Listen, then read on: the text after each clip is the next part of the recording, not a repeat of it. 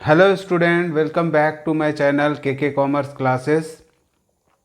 आज का वीडियो में हम लोग डिस्कस करेंगे कॉस्ट अकाउंटिंग का डायरेक्ट एक्सपेंस क्या होता है, इनडायरेक्ट एक्सपेंस क्या होता है और डायरेक्ट एक्सपेंस और इनडायरेक्ट एक्सपेंस में क्या अंतर होता है, क्या डिफरेंस होता है।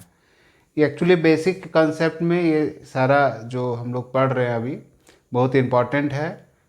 इसके बेसिस में हम लोग जब न्यूमेरिकल बनाएंगे तो बहुत ज़रूरत पड़ता है डायरेक्ट एक्सपेंस को जज करना, प्राइम कॉस्ट निकालने के लिए, फैक्ट्री ओवरहेड, एडमिनिस्ट्रेशन ओवरहेड। तो वहाँ आपको जज करने में सुविधा होगा, इसलिए ये सब टॉपिक हम लोग को पहले से जान लेना चाहिए। तो चलिए आज का वीडियो स्टार्ट करते हैं। देखिए डायरेक्ट एक्सपेंस क्या है, पहले ये समझते हैं। डायरेक्ट एक्सपेंस का मतलब होता है कि आप कोई भी प्रोडक्ट बनाएंगे अगर, तो उसमें मटेरियल और लेबर के अलावा और भी बहुत सारा खर्च करना पड़ता है जो ज़रूरी होता है प्रोडक्शन के लिए, प्रोडक्ट का प्रोडक्शन के लिए। तो इसको हम लोग डायरेक्ट एक्सपेंस बोलते हैं। वो एक्सपेंस जो वस्तु के उत्पादन में डायरेक्ट मतलब प्रत्यक्ष रूप से संबंधित होते हैं, प्रत्यक्ष व्यय कहते हैं। इसे डायरेक्ट चार्जेस भी कह सकते हैं आप। इसके बहुत सारे एग्जाम्पल्स हैं। जैसे आप दवा अगर बनाते हो तो दवा बनाने के लिए जो रॉ मटेरियल आप यूज़ करते हैं वो तो लगेगा ही, साथ में आपको दवा को रखने के लिए बॉटल शीशी का ज़रूरत पड़ेगा। सिगरेट अगर बनाते हैं तो सिगरेट तो बना लिए आप, रॉ मटेरियल उसमें तंबाकू माकू भर के जो भी सिगरेट बना लिए, उसके बाद उसको पैक करने के लिए पैकिंग मटेरियल चाहिए। ठीक है। आप अगर जैसे मान लो किसी तरह का डिज़ाइन मतलब बनवा रहे हैं अपना प्रोडक्ट के लिए, तो प्रोडक्ट तो बन गया, जैसे ब्रेड बन गया, अब उसको पैकिंग करने के लिए डिज़ाइनदार पैकेट चाहिए आपको, तो वो आपका डायरेक्ट एक्सपेंस ही होगा आपको, क्योंकि बिना पैकेट का तो आप उसको बेच नहीं पाएंगे ना मार्केट में। तो ये डायरेक्ट एक्सपेंस ही होगा। अगर आप मान लो कोयला, पत्थर, बालू, ये सब का कुछ खादान मतलब माइंस आप यूज़ करना चाहते हैं उसको प्रोडक्शन करने के लिए, कोयला का प्रोडक्शन करने के लिए, तो वहाँ आपको जो रॉयल्टी देना पड़ता है ये डायरेक्ट एक्सपेंस है। ठीक है। इसी तरह आप कोई एक्सपेरिमेंट करते हो, जैसे मान लो आप कोई ऐसा बाइक निकालना चाहते हैं जिसका एवरेज बहुत अच्छा हो, जनरली 50-60 पर लीटर लीटर में वो किलोमीटर चलता है बाइक। तो अगर आप कुछ एक्सपेरिमेंट कर रहे हैं कि 1 लीटर में 100 किलोमीटर चले, तो ये एक्सपेरिमेंट करके जो आपका जो खर्च आएगा ये डायरेक्ट एक्सपेंस होगा, क्योंकि इसी एक्सपेरिमेंट के आधार पर आप वो हाई एवरेज वाला गाड़ी आप बना सकेंगे, बाइक बना सकेंगे। जैसे कोई ठेका आप लेने जा रहे हैं, तो ठेका लेने जाते हैं तो हम लोग को टेंडर भरना पड़ता है, ऑनलाइन फॉर्म भरना पड़ता है, इसके लिए बहुत सारा पैसा खर्च करना पड़ता है कॉन्ट्रैक्टर को। तो ये भी जो खर्च कर रहे हैं आपको एक तरह का डायरेक्ट एक्सपेंस है। अगर ये खर्च नहीं करेंगे तो आपको वो कॉन्ट्रैक्ट ही नहीं मिलेगा। ठीक है। तो ये सब कुछ डायरेक्ट एक्सपेंस का एग्जाम्पल था। जो किसी भी प्रोडक्ट को या किसी भी सर्विस को आप प्रोवाइड करना चाहते हैं कस्टमर को, तो वहाँ पर आपको डायरेक्ट एक्सपेंस करना होता है। रॉ मटेरियल तो लगता ही है, साथ में आपको लेबर भी लगेगा और कुछ अलग से एक्सपेंस भी करना होगा। जैसे फैक्ट्री में आपके इलेक्ट्रिक या डीजल से जनरेटर चलाते हैं तो वो डायरेक्ट एक्सपेंस है, आपको डीजल का जो खर्च आएगा डायरेक्ट एक्सपेंस है, इलेक्ट्रिक बिल जो आएगा वो डायरेक्ट एक्सपेंस है, मटेरियल तो लगा ही, लेबर तो लगा ही, साथ में ये आपका डायरेक्ट एक्सपेंस के रूप में आता है। अब इनडायरेक्ट एक्सपेंस क्या है? ऐसा खर्च जो किसी वस्तु के उत्पादन में, ठीक है, ऐसा खर्च जो किसी वस्तु के उत्पादन के से संबंधित हो, अप्रत्यक्ष रूप से किए जाते हो, मतलब संबंधित तो है उसी प्रोडक्ट का प्रोडक्शन करने से रिलेटेड है, बट डायरेक्ट नहीं करते, आप इनडायरेक्ट वे में करते हैं, तो वो आपका क्या होता है? इनडायरेक्ट एक्सपेंस होता है। ये व्यय किसी विशेष कार्य से संबंधित नहीं होकर सामान्य सभी कार्यों से संबंधित होते हैं। जैसे जैसे सेलिंग एक्सपेंस, आपका factory expense, administration expense, distribution expense, ये सब इनडायरेक्ट एक्सपेंस है। आपको प्रोडक्ट बनने के बाद वो सब खर्च होता है। ठीक है। जैसे कारखाना में आप अगर खर्च करते हैं फैक्ट्री एक्सपेंस में, इंश्योरेंस कराना, मशीन पर डेप्रिसिएशन होना, बिजली या पानी का जो व्यवस्था आप करते हैं फैक्ट्री के अंदर, ये आपका इनडायरेक्ट एक्सपेंस का एग्जांपल है। ऑफिस में आप स्टेशनरी खरीदते हैं, टेलीफोन का बिल आता है आपका, ठीक है। ऑफिस में जो सैलरी पे करते हैं आप, जो आप अलावेंसेस देते हैं, जैसे ट्रैवलिंग अलावेंस हो गया, टिफ़िन अलावेंस, वर्दी अलावेंस, ये सब जो आप देते हैं अपने एम्प्लॉई लोग को, तो ये ऑफिस से रिलेटेड खर्चा हो गया। डिस्ट्रीब्यूशन एक्सपेंसेस में कमीशन देते हैं आप सेल्स एजेंट को, अपना जो गोदाम का किराया होता है, ठीक है। इंश्योरेंस सेल्स में भी आपको करना पड़ता है, डिलीवरी वैन का या गुड्स का, जो गुड्स इन ट्रांजिट होता है वो सभी का। तो ये सभी को हम लोग सेलिंग एंड डिस्ट्रीब्यूशन एक्सपेंसेस में इनडायरेक्ट एक्सपेंस के रूप में जानते हैं। तो इनडायरेक्ट एक्सपेंस क्या है? जो कि आपको सामान प्रोडक्ट बनाने के लिए डायरेक्ट यूज़ नहीं करते हैं, कहीं ना कहीं हम लोग इनडायरेक्ट वे में, मतलब ज़रूरी नहीं होता है फिर भी हम लोग उसको करना पड़ता है, जैसे बिज़नेस को हम आगे ठीक ढंग से ले जाए, बिज़नेस का जो ख्याति है वो बढ़े, इसके लिए हम लोग कुछ मेंटेन करना पड़ता है, जिसको इनडायरेक्ट एक्सपेंस हम लोग बोलते हैं। अब इनडायरेक्ट एक्सपेंस का कुछ क्या है, डिफरेंस भी है।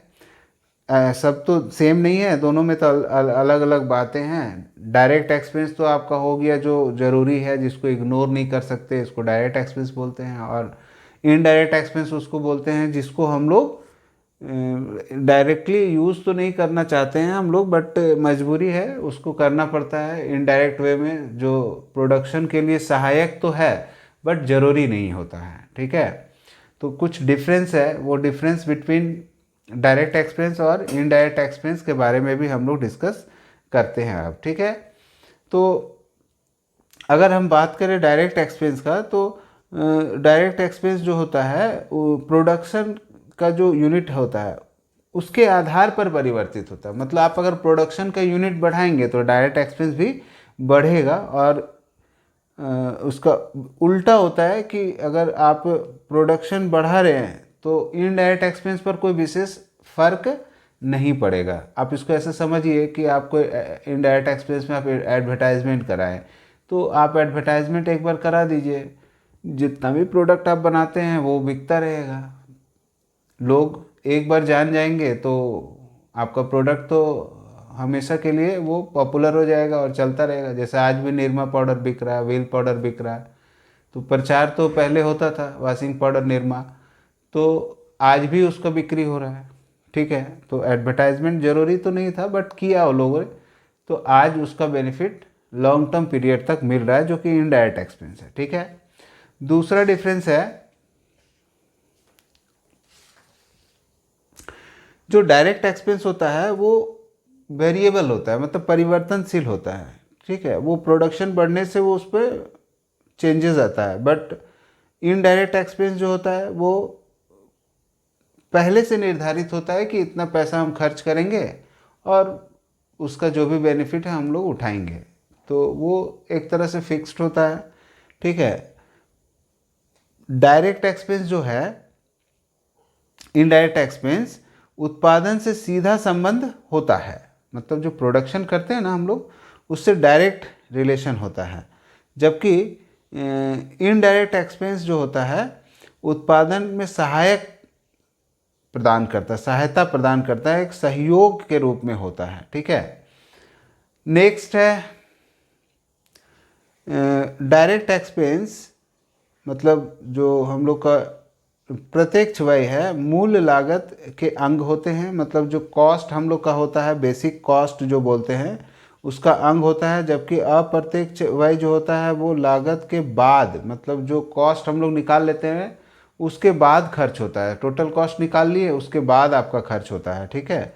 प्रत्यक्ष व्यय को घटाना संभव नहीं होता है, जबकि अप्रत्यक्ष व्यय को हम लोग घटा सकते हैं, अपना ज़रूरत के हिसाब से उसको घटा बढ़ा सकते हैं। प्रत्यक्ष व्यय को बिक्री मूल्य, मतलब जो सेलिंग प्राइस होता है, प्रत्यक्ष व्यय से कम प्राप्त होता है, मतलब ठीक है, मतलब जो आप सेलिंग प्राइस होता है तो उसमें डायरेक्ट एक्सपेंस जो है वो कम आपको मिलता है, तो उत्पादन को बंद कर दिया जाता है। अगर मतलब समझ रहे हैं, आपका जो प्रोडक्शन है, डायरेक्ट एक्सपेंस है, उससे आपका सेलिंग प्राइस मतलब कम मिल रहा है, डायरेक्ट एक्सपेंस आप वसूल नहीं कर पा रहे हैं, तो आप अपना प्रोडक्शन को क्या करेंगे, बंद कर देंगे। ठीक है। ऐसा कोई सिचुएशन अगर आता है कि डायरेक्ट एक्सपेंस हम लोग करने के लिए कैपेसिटी नहीं है, फर्म का वो एबल नहीं है कि हम डायरेक्ट एक्सपेंस को खर्च कर सके, तो आपको प्रोडक्शन बंद करना पड़ेगा। बट इनडायरेक्ट एक्सपेंस के साथ ऐसा नहीं है। आप अगर इनडायरेक्ट एक्सपेंस को अफोर्ड नहीं कर पाते हैं तो आप इनडायरेक्ट एक्सपेंस को हटा दीजिए, प्रोडक्शन बंद करने की ज़रूरत नहीं है। ठीक है। नेक्स्ट है, यदि प्रत्यक्ष व्यय घटाना संभव नहीं होता है, ये कभी हम लोग घटा नहीं सकेंगे। मतलब समझ रहे, डायरेक्ट एक्सपेंस को हम लोग चाह कर भी कंट्रोल नहीं कर सकते हैं, वो होता ही है। बट इनडायरेक्ट एक्सपेंस को हम लोग कंट्रोल कर सकते हैं, उसको घटा सकते हैं। ठीक है। प्रत्यक्ष व्यय में प्रत्यक्ष सामग्री, प्रत्यक्ष मजदूरी और अन्य प्रत्यक्ष व्यय सम्मिलित किए जाते हैं। जो डायरेक्ट एक्सपेंस होता है तो डायरेक्ट मटेरियल होता ही है, डायरेक्ट लेबर होता ही है, साथ में अदर डायरेक्ट एक्सपेंस को भी हम लोग जोड़ते हैं। जबकि अप्रत्यक्ष व्यय में अप्रत्यक्ष सामग्री, अप्रत्यक्ष मजदूरी और अन्य अप्रत्यक्ष व्यय सम्मिलित किए जाते हैं। अगर इसको ऐसे भी बोल सकते हैं कि अगर इनडायरेक्ट एक्सपेंस का बात करें तो कारखाना उपरिव्यय मतलब फैक्ट्री ओवरहेड और office overhead, administration and selling and distribution overhead, ये सभी को हम लोग इनडायरेक्ट एक्सपेंस में सम्मिलित करते हैं। ठीक है। प्रत्यक्ष व्यय प्रति इकाई स्थिर होती है, ये बहुत इंपॉर्टेंट है। जो डायरेक्ट एक्सपेंस है ना, पर यूनिट में जो भी हम लोग का डायरेक्ट एक्सपेंस होता है वो हमेशा क्या होता है, फिक्स्ड होता है। मगर जैसे जैसे आप प्रोडक्शन बढ़ाएंगे तो पर यूनिट आपका डायरेक्ट कॉस्ट भी ज़्यादा होते जाता है। इसका मतलब क्या हुआ कि प्रोडक्शन बढ़ाने के साथ साथ आप अपना जो डायरेक्ट कॉस्ट है वो पर यूनिट वो बढ़ता जाएगा। ठीक है। दूसरी ओर उत्पादन घटने बढ़ने का प्रभाव इनडायरेक्ट एक्सपेंस पर कुछ नहीं पड़ता है। आप एक बार मान लो एडवर्टाइजमेंट में खर्च कर दिए तो वो कर दिए, आप उसके बाद जितना चाहे उतना प्रोडक्शन करते रहिए, आपको एडवर्टाइजमेंट में उतना ही खर्चा होगा, क्योंकि ये इनडायरेक्ट एक्सपेंस है। डायरेक्ट एक्सपेंस होता तो पर यूनिट के हिसाब से आपका प्रोडक्शन बढ़ता, तो पर यूनिट के हिसाब से आपका डायरेक्ट एक्सपेंस भी बढ़ता। ठीक है। ये सब कुछ डिफरेंस बिटवीन था डायरेक्ट एक्सपेंस और इनडायरेक्ट एक्सपेंस में। ठीक है।